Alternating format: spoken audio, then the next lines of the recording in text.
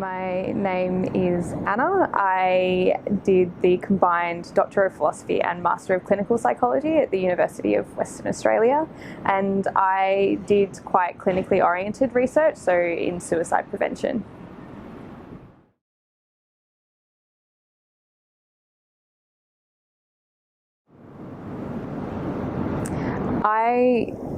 I have quite a few family members who have PhDs, so I kind of knew and was vaguely interested in doing research in psychology. I think particularly as I'm much more interested in being an actual clinical psychologist practicing, working with clients, I actually really liked the opportunity to do the combined master's and PhD because a couple of reasons really is that the PhD is much more transferable.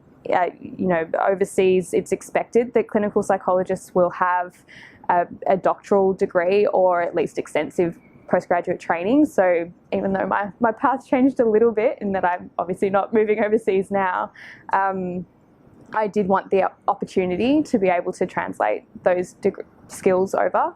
Another reason was I think the skills, like the hard and soft skills you learn from doing a PhD are really helpful for clinicians as well. So like the hard skills of being able to analyze data and do a literature review, that's really important for a clinician because you need to stay up to date on all of the evidence for what treatments you're doing with people, and you need to be able to evaluate your own clinical practice of, are you actually making a difference for the people you're working with?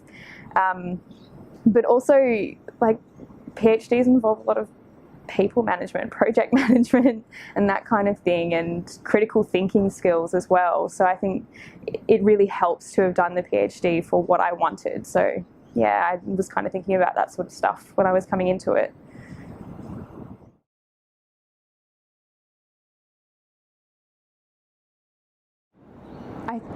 I think a really good way of explaining a PhD is like, from the process point of view of doing a PhD, it's like a really long group project because you might be leading it and you might be doing a lot of that yourself, but you're working with other people. So you might be collaborating with other students on the actual data collection. You've got supervisors who you're working with on coming up with the experiments and coming up with your data analysis strategy and all of that. So it's like a group project, which I think a lot of people who are going through high school or undergraduate kind of know what a group project can be like.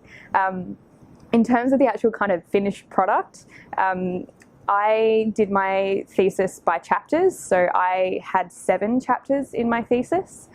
4 of those were study chapters. So that means I did 4 experiments throughout the thesis, or at least 4 that I wrote up. I actually did 5, but one was a pilot study, so it was just very, very early research, not necessarily the best thought through, and that's why we didn't end up writing it up. But that's also gone on to influence some other work that the lab is doing. So yeah, so there are 7 chapters, and it's like writing a really big book. So I think my thesis ended up at about 230 pages long. So it's a mid-sized thesis. I know people who've done a lot bigger and also people who've done smaller theses. So there's no one generic, this is what a thesis is. I think it's pretty common to have at least 3, if not more, studies.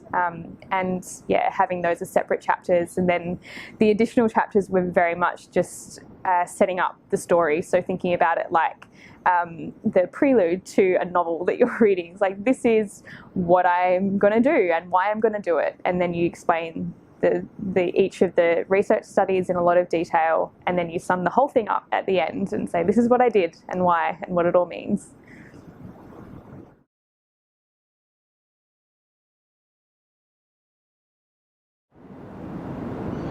Again, I think I had a pretty good understanding of what a PhD was going to be because both my parents have PhDs in psychology and so does my cousin. So I kind of had spoken to them and knew vaguely what a PhD was going to be. So I knew it was going to be a lot of work and that it would be quite hard and challenging because it would just involve a lot of learning new skills and all of that kind of thing. And it definitely was that.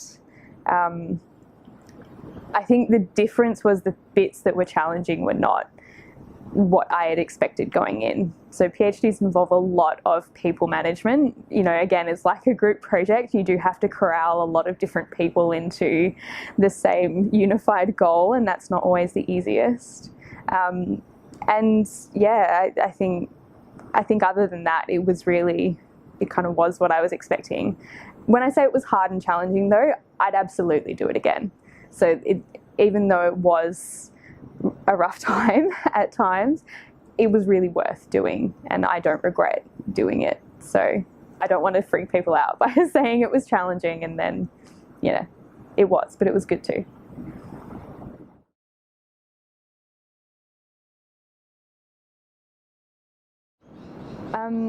I think actually for me the biggest challenge was I didn't actually have like a research lab group. So a lot of people have a lab group in that their supervisors will be supervising lots of other students. So they might have regular lab meetings and that kind of thing where they all get together in the same space, talk about their research, and kind of naturally form friendships through exposure to each other because they're all hanging out, doing the same sort of thing. Whilst my supervisors did have lots of other students, we didn't all do the same thing. We actually did really diverse research projects, and we never had lab meetings and that kind of thing. So I kind of really struggled with having to do a lot of this on my own, particularly, you know, it's a pretty lonely experience to go and sit in my office by myself reading about loneliness and suicide. Like it's not the most exciting topic. And I think the fact that there was no research lab group who was also doing the same sorts of things, that was a real struggle at times. But having said that, I then kind of used that to make my own research lab group. So a group of us started up a student lab group where people who, like me, who had no actual lab to go to, kind of gathered, or just anyone who was really interested and wanted to come along and talk about their research. We all kind of met and did that. So even though that was really the hardest bit, I tried to kind of overcome that by making one up.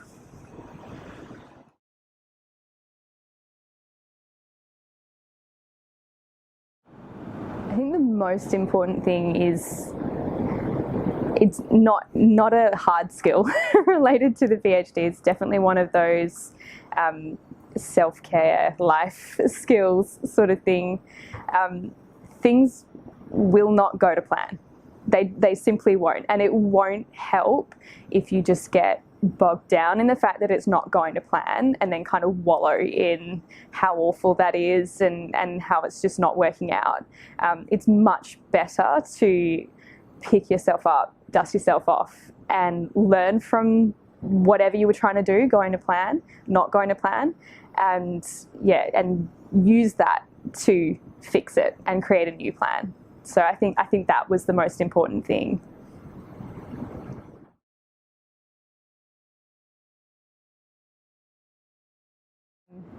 At first I didn't, and I think that's a really common thing.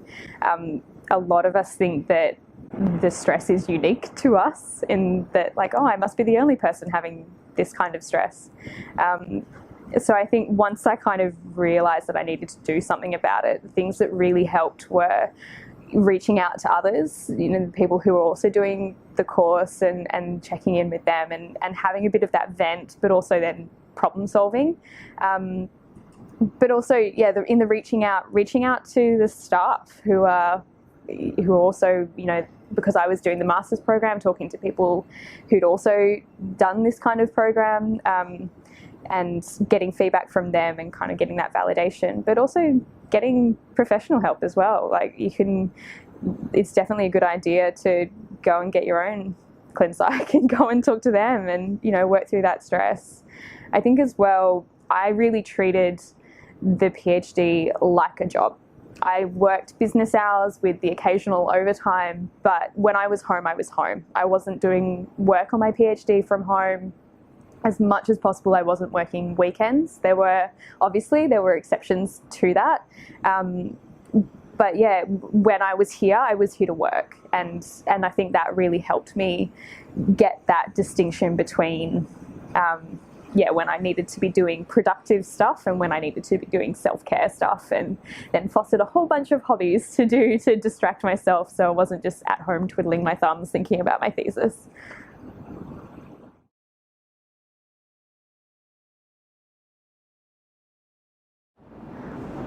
I think one of the most important things is to really know what you're getting into and that you're interested in it. Obviously, you know, things might change and you might start doing research and go, oh, this topic isn't quite for me or it's not quite working. But for someone who's coming into it for the first time, coming into it from the start, look up the areas that people at the university you're wanting to go to do research in, and talk to them about what projects they have on offer. Ask them if you can talk to some of their current students to get from a student perspective what it's like. Another thing, so that's kind of like on getting in and getting yourself set up, but once you're in it, if you find that you're stressed, reach out, talk to someone, because guarantee you someone around you is also having a really similar stress, either at the moment or previously, and you don't need to go it alone. It can feel really lonely doing a PhD because it's your thing, it's your baby that you're creating, but you need to share it. You need to share that load. So definitely reaching out to others.